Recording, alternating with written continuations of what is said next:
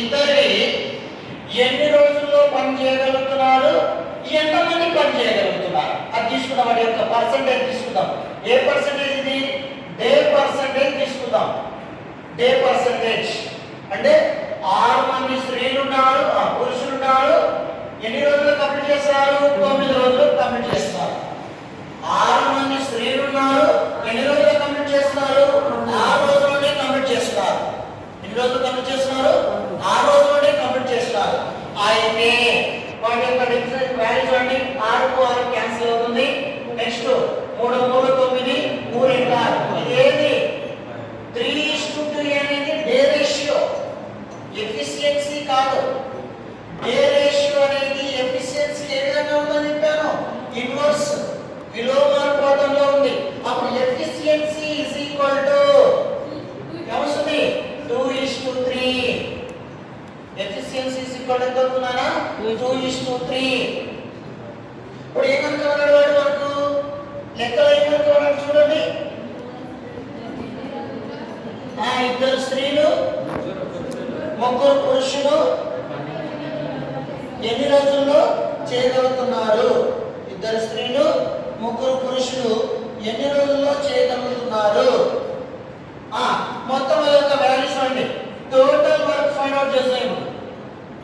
Total work is equal to total work ఎంత ఉందని ఇక్కడ ముగ్గురు పురుషులు కదా మెయిన్స్, ఇద్దరు ఉమెన్స్.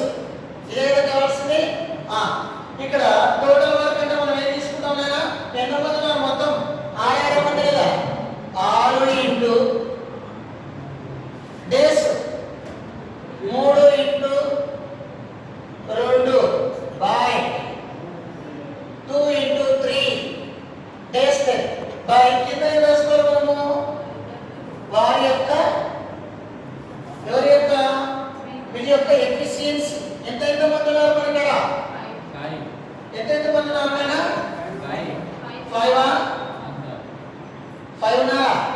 ఇక్కడ ఎంతమంది పురుషులు ఉన్నారు? 3. ఎంతమంది స్త్రీలు ఉన్నారు? 2.